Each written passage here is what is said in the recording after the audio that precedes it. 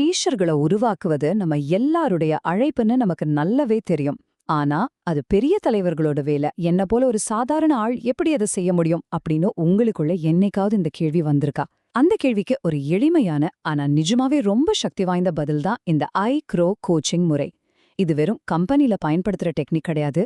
இது சீஷர்களுக்குள்ள நடக்கிற உரையாடல்களை ரொம்ப அர்த்தமுள்ளதா மாத்திர ஒரு கருவி. வாங்க, இது எப்படி வேலை செய்யுதுன்னு நாம இப்ப பார்க்கலாம். சரி, முதல்ல நாம ஏன் இப்படி ஒரு விஷயத்த பத்தி பேசணும்? இதுக்கு பின்னாடி இருக்கிற பெரிய நோக்கம் என்னன்னு பாப்போம். இந்த கேள்விதான் ரொம்ப ரொம்ப முக்கியம். இதுக்கான பதில் சீஷர்களை உருவாக்கும் இயக்கம் அப்படின்னு சொல்ற ஒரு சூப்பரான கான்செப்ட்ல இருக்கு. அதாவது டிசைபிள் மேக்கிங் மூவ்மெண்ட். இதுல என்ன ஒரு ஆச்சரியமான விஷயம்னா, இந்த இயக்கம் ஒரு சில தலைவர்களை மட்டும் சார்ந்திருக்காது. நம்ம ஒவ்வொருத்தரும் இதுல ஒரு பங்கு. ஒவ்வொரு விசுவாசியும் இன்னொருத்தருக்கு வழிகாட்ட வேண்டிய ஒரு கட்டாயம் வரும்போதுதான் நம்ம எல்லார் கையிலயும் ஐக்ரோ மாதிரி ஒரு சிம்பிளான டூல் தேவைப்படுது. சரி, வாங்க இப்போ இந்த ஐக்ரோ டூல்குள்ள போலாம். இது ஒன்னும் ரூல் புக்லாம் கிடையாது. இது ஒரு மேப் மாதிரி வச்சுக்கோங்களேன். சிம்பிளா சொல்லணும்னா, மத்தவங்க அவங்களுக்குள்ள பேசுற கடவுளோட குரலை தெளிவா கேட்க நீங்க எப்படி உதவ முடியுங்கிறதுக்கான ஒரு வழிதான் இது.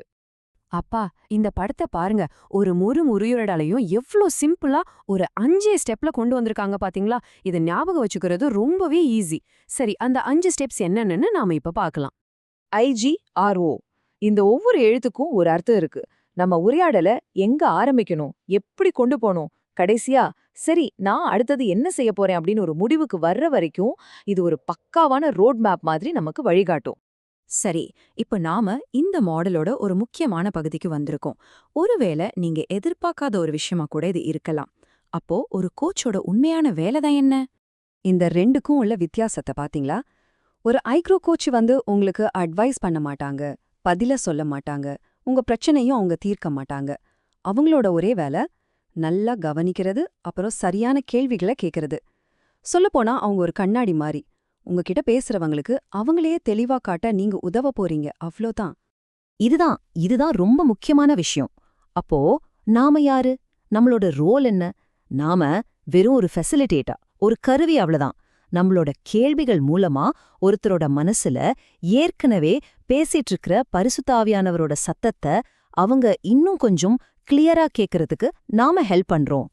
ஓகே, இதெல்லாம் தியரியா கேட்க நல்லா தான் இருக்கு. ஆனா பிராக்டிக்கலா இது எப்படி ஒர்க் அவுட் ஆகும்? வாங்க, நாம ஒரு நிஜமான உரையாடலை பார்க்கலாம். மாநில தலைவர் சாமுவேல் மாவட்ட தலைவர் பிலிப்புக்கு எப்படி கோச்சிங் கொடுக்கறாருன்னு பாப்போம். இங்க ஒரு விஷயத்த நல்லா கவனிங்க. சாமுவேல் பிலிப்பு கிட்ட ஒரு டார்கெட்ட கொடுக்கல. நீங்க இது செய்யணும் அதை செய்யணும்னு சொல்லல. அதுக்கு பதிலா என்ன பண்றாரு பாத்தீங்களா? அந்த கேள்வியோட சக்திய. அந்த ஒரு கேள்வி மனுஷனோட திட்டத்திலிருந்து கடவுளோட நோக்கத்துக்கு அந்த மொத்த உரையாடலையும் மாத்துது. இதனால என்ன ஆகுதுன்னா, பிலிப் தனக்குள்ள ஏற்கனவே இருந்த அந்த இலக்க ரொம்ப தெளிவா தைரியமா சொல்றாரு. ஒவ்வொரு சபையிலையும் குறைஞ்சது 5 வீட்லயாவது டிஸ்கவரி பைபிள் ஸ்டடி ஆரம்பிக்கணும். சரி, இலக்கு செட் பண்ணியாச்சு. அடுத்தது என்ன? யதார்த்தம். அதாவது இப்போ இருக்கிற நிஜமான நிலைமை என்ன, மக்கள் ஏன் இதை செய்ய தயங்குறாங்கன்னு பிலிப் ஒளிவு மறைவில்லாம பேசுறதுக்கு சாமுவேல் ஒரு நல்ல சூழலை உருவாக்கி தர்றாரு. பொதுவா இந்த மாதிரி நேரத்துல ஒரு தலைவர் என்ன பண்ணுவார்? பயமா இருக்கா?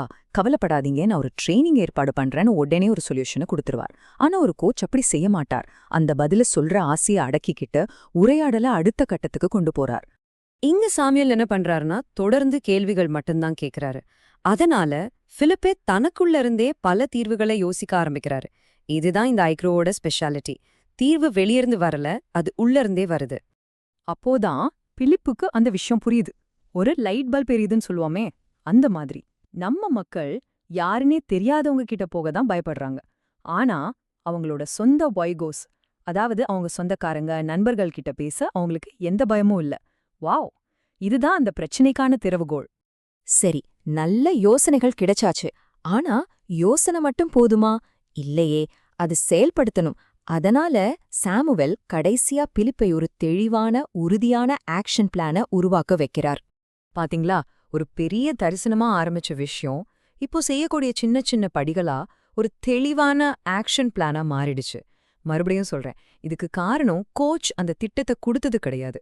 கோச்சிங் எடுத்துக்கிட்ட பிலிப் தனக்கான வழிய அவரே கண்டுபிடிச்சதுதான். சரி, இதெல்லாம் உங்களுக்கு எப்படி உதவும்? ஒரு சூப்பரான விஷயம் என்ன தெரியுமா? இத செய்யறதுக்கு நீங்க ஒரு பெரிய எக்ஸ்பர்ட்டா இருக்கணும்னோ பெரிய டிகிரி வேணும்னோ எந்த அவசியமும் இல்ல. சரி, நம்ம பார்த்ததுல இருந்து ஒரு 3 முக்கியமான விஷயங்களை மட்டும் எடுத்துக்கலாம். இந்த 3 பாயிண்ட்ஸ் தான் இந்த ஐக்ரோ முறைய ரொம்ப பவர்ஃபுல்லாவும் அதே சமயம் ரொம்ப சிம்பிளாவும் யார் வேணாலும் பயன்படுத்தக்கூடியதாவும் மாத்துது. அதனால இந்த ஒரு கேள்வியோட நான் உங்களை விட்டுட்டு போறேன். கொஞ்சம் யோசிச்சு பாருங்க. உங்க வாழ்க்கையில, உங்க சர்ச்ல, உங்க நண்பர்கள் மத்தியில, இல்ல உங்க குடும்பத்துல யாருக்காவது ஒருத்தருக்கு பதில்கள் தேவைப்படல, ஆனா அவங்க சொல்றத காது கொடுத்து கேக்குறதுக்கும் சில நல்ல கேள்விகளை கேக்குறதுக்கும் உங்கள மாதிரி ஒருத்தர் தேவைப்படுறார். அப்படி ஒருத்தருக்காக யார் காத்துக்கிட்டு இருக்கா? அந்த நபரா ஏன் நீங்க இருக்கக்கூடாது?